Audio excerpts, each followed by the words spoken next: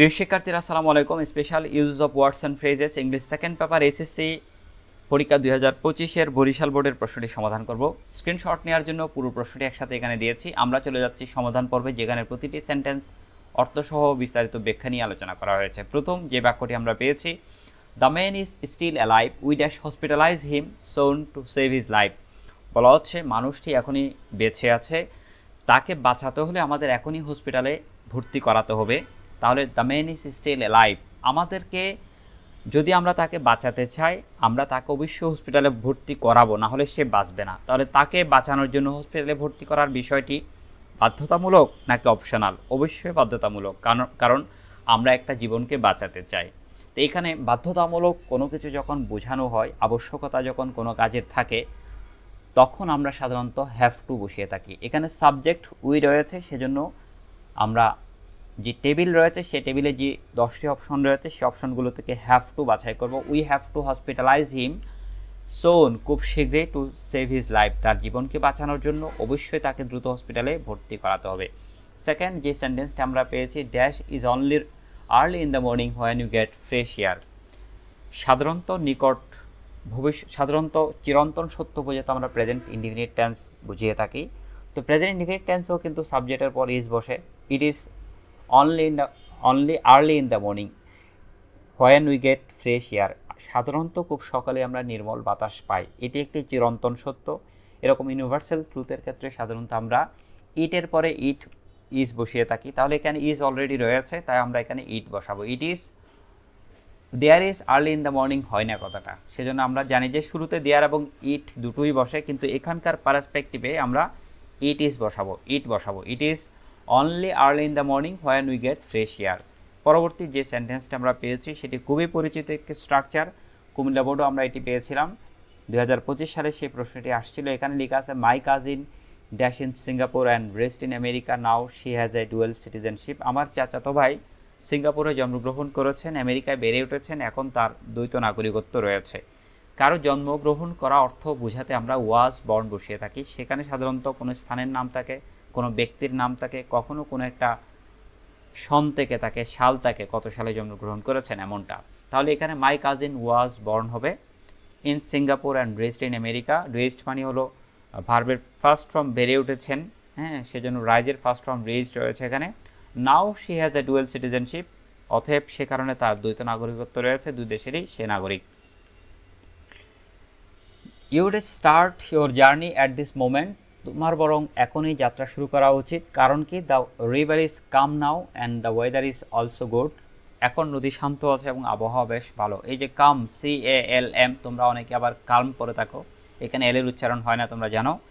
তাহলে যখন কাউকে আমরা পরামর্শ দেই, কারো ভালোর জন্য কিছু বলি, কাউকে সতর্ক করার জন্য কোনো কিছু পরামর্শ দেই, তখন আমরা হেড বেটার বসিয়ে থাকি। তাহলে you had better start your journey at this moment, তোমার বরং এখনই যাত্রা শুরু করা ভালো। কারণ কি, দ্য রিভার ইজ কাম, নদী এখন শান্ত, and the weather is also good, এবং আবহাওয়াও বেশ ভালো রয়েছে। কেন পরামর্শ দিচ্ছি, তার পার্সপেক্টিভে তার জন্য আরও দুটো যুক্তি এখানে দাঁড় করানো হয়েছে, সেজন্য এখানে পরামর্শ দেওয়া বোঝাতে হেড বেটার আমরা বসিয়ে দিব। পরবর্তী যে সেন্টেন্সটি, কামরুল প্রশ্ন করছে, does the university admission test dish. Kamrul একজনকে প্রশ্ন করছে, সে হলো আনিস, তাকে প্রশ্ন করা হচ্ছে বিশ্ববিদ্যালয় ভর্তি পরীক্ষা কেমন। আনিস বলছে, it's really hard and competitive, এটি আসলেই বেশ কঠিন এবং প্রতিযোগিতাপূর্ণ বা প্রতিযোগিতামূলক। তাহলে এখানে যখন কোনো কিছুর বাহ্যিক বৈশিষ্ট্য জানতে চাওয়া হয়, কোনো কিছু সম্পর্কে, অজানা কোনো বিষয় সম্পর্কে যখন কেউ জানতে চায়, মূলত সেটি বাহ্যিক বৈশিষ্ট্য অথবা অজানা কোনো বিষয়, সেই জায়গায় আমরা হোয়াটস লাইক বসিয়ে থাকি। তাহলে এখানে অ্যান্সার হবে what's the university admission test like, বিশ্ববিদ্যালয় ভর্তি পরীক্ষা কেমন। পরীক্ষা সবই একই রকম, পরীক্ষার কোনো বাহ্যিক কোনো অবয়ব নাই, এটি আসলে বোঝাচ্ছে পরীক্ষার বৈশিষ্ট্যটা কেমন, এই পরীক্ষাটা সহজ নাকি কঠিন, কোন মানের পরীক্ষা এটি, সেজন্য এই জায়গায় আমরা হোয়াটস লাইক বসাবো। পরের বাক্যটি আমরা দেখছি, my father is very rigid, he cannot tolerate any type of corruption. আমার বাবা খুবই কঠোর স্বভাবের একজন মানুষ। হি ক্যানট টলারেট মানে হলো সহ্য করা, এনি টাইপ অফ করাপশান, তিনি কোনো প্রকার দুর্নীতিকে প্রশ্রয় দেন না বা সহ্য করেন না। He dash resign the post than compromise with corruption. বলা হচ্ছে তিনি প্রয়োজনে চাকরি ছেড়ে দিবেন, তারপরেও তিনি কি করবেন না, কোনো প্রকার আপোষ করবেন না। তাহলে তিনি কোনো প্রকার আপোষ করার চেয়ে পদত্যাগ করাটাই বেশ পছন্দ করবেন বা পছন্দ করবেন। এই জায়গায় আমরা কি বসাবো, এই জায়গায় আমরা বসাবো উড রেদার। শিক্ষার্থীরা উড রেদার হলো অধিকতর ভালো। দুটো কাজের মধ্যে বেশি পছন্দনীয় কাজ বা বিষয় বোঝাতে আমরা উড রেদার বসিয়ে থাকি। তাহলে এখানে দুটো বিষয় রয়েছে, তিনি কি করাপশন টলারেট করে চাকরি কন্টিনিউ করবেন, নাকি দুর্নীতির সাথে কোনো প্রকার আপোষ না করে চাকরি ছেড়ে দিবেন। এখানে যেহেতু তিনি একজন কঠোর স্বভাবের মানুষ, তাই তিনি দুর্নীতিকে প্রশ্রয় দিবেন না, প্রয়োজন হলে উনি চাকরি ছেড়ে দিবেন, রিজাইন দিবেন। মোরওভার আমরা জানি যেখানে উড রেদার বসাতে হয় সেই জায়গায় কিন্তু দেন থাকে, দেন মানে তুলনা করা। তাহলে উনি চাকরি ছেড়ে দিবেন নাকি দুর্নীতির সাথে আপোষ করবেন। এই যে তুলনা করা হচ্ছে, তুলনা করার জন্য ইংলিশে যে ওয়ার্ডটা আমরা ব্যবহার করি সেটা হলো দেন। দেন অর্থ থেকেছে, এরকম অর্থ বোঝায়। তাহলে তিনি আপোষ করার চেয়ে বরং চাকরি ছেড়ে দেওয়াটাই বেশি পছন্দ করবেন। এছাড়াও আমরা পরবর্তী যে সেন্টেন্সটি পেয়েছি, this is a swimming pool, এটি একটি swimming pool, so there is no fish here. আমরা দেয়ার বসিয়ে থাকি কোনো কিছু থাকা অথবা না থাকা অর্থে বা কোনো কিছুর অস্তিত্ব অনস্তিত্ব বোঝানোর জন্য। যেহেতু এটি একটি সুইমিং পুল, সুইমিং পুলে সাধারণত কোনো মাছ থাকে না, তাহলে নেই অর্থে বা না থাকা অর্থে অনস্তিত্ব বোঝাতে এখানে দেয়ার ইজ নো ফিশ হবে। So there is no fish, সম্ভবত এখানে একটা ইজ থাকার কথা ছিল, দেয়ার আমরা বসাবো নো ফিশ হেয়ার। সেন্টেন্স লাস্টে যেটি আমরা পেয়েছি, না অনেকটা বাকি রয়েছে। এস number, his mentality is so poor mean, his mentality is so poor mean, he doesn't deserve to be my enemy dash my friend. বলছে যে তার মানসিকতা খুবই নিচু প্রকৃতির, সে আমার শত্রু হওয়ারই যোগ্যতা রাখে না, বন্ধু হওয়া তো দূরের কথা। যখন সমজাতীয় দুটো বিষয়ের মধ্যে অনেক বড় একটা পার্থক্য থাকে তখন সেই জায়গায় আমরা ল্যাট অ্যালোন বসিয়ে থাকি। সে আমার শত্রুই হওয়ার যোগ্যতা রাখে না, বন্ধু হওয়া তো দূরের কথা, প্রশ্নই ওঠে না, চিন্তাই করা যায় না, ভাবাই যায় না, এমনটা অর্থে আমরা সাধারণত ল্যাট অ্যালোন বসিয়ে থাকি।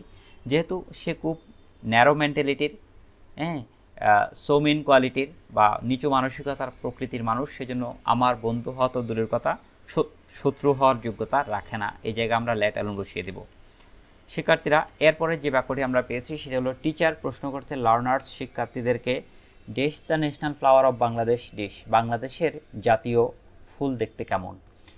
স্টুডেন্টরা বলছে it looks a bit like lotus, এটি দেখতে কিছুটা পদ্ম ফুলের মতো। এই দেখতে কিছুর মতো যখন বোঝায় কোনো কিছুর যখন বাহ্যিক বৈশিষ্ট্য প্রকাশ পায়, বাহ্যিক অবয়ব বা আকৃতি প্রকাশ পায়, সেই জায়গায় আমরা সাধারণত হোয়াট ডাস লুক লাইক বসিয়ে থাকি। তাহলে এখানে ন্যাশনাল ফ্লাওয়ার যেটি আমাদের জাতীয় ফুল, তার সাথে পদ্ম ফুলের বেশ মিল রয়েছে, একটি আরেকটির সাথে বাহ্যিক অবয়ব বা আকৃতিগত বৈশিষ্ট্যের মিল রয়েছে, সেই জায়গায় আমরা হোয়াট ডাস লুক লাইক বা দেখতে কেমন যখন বোঝায় তখন সেখানে আমরা হোয়াট ডাস লুক লাইক বসিয়ে থাকি। সাধারণত বেশিরভাগ ক্ষেত্রে প্রাণীর ক্ষেত্রে এটি ব্যবহৃত হয়, কখনো কখনো এরকম কোনো কিছু জানতে চাইলেও তখন ব্যবহৃত হয় হোয়াট ডাস লুক লাইক। পরবর্তী যে সেন্টেন্সটা আমরা পেয়েছি, লাস্ট সেন্টেন্স, সম্ভবত এখানে সিকোয়েন্স গ্যাপ ছিল, তোমরা ঠিক করে নিও। যে নাম্বার লাস্ট সেন্টেন্স এটি, mister Arif took a loan from a bank before starting the business. জনাব আরিফ সাহেব তার ব্যবসা শুরু করার আগে একটি ব্যাংক থেকে লোন নিয়েছেন বা ঋণ নিয়েছেন। হি রিপেড দ্য লোন, তিনি ঋণটি পরিশোধ করে দিয়েছেন। As soon as he made some profit from the business, ব্যবসা থেকে যখন কিছু লাভ আসলো সাথে সাথে তিনি তা পরিশোধ করে দিলেন। আমরা কি জানি, একটি ঘটনা ঘটার সাথে সাথে যখন আরেকটি ঘটনা ঘটে, একটি বিষয়ের সাথে যখন আরেকটি বিষয় খুব কাছাকাছি মিন করে, সেই জায়গায় আমরা অ্যাজ সুন এজ বসিয়ে থাকি। তাহলে হি রিপেড দ্য লোন, তিনি লোনটি পরিশোধ করে দিলেন। অ্যাজ সুন এজ, যখনই he made some profit from his business, from the business থেকে, তার ব্যবসা থেকে যখন তিনি কিছু লাভ করলেন সাথে সাথে তিনি তার লোনটি পরিশোধ করে দিলেন। আমরা ফিরছি শীঘ্রই অন্য একটি বোর্ডের সমাধান নিয়ে।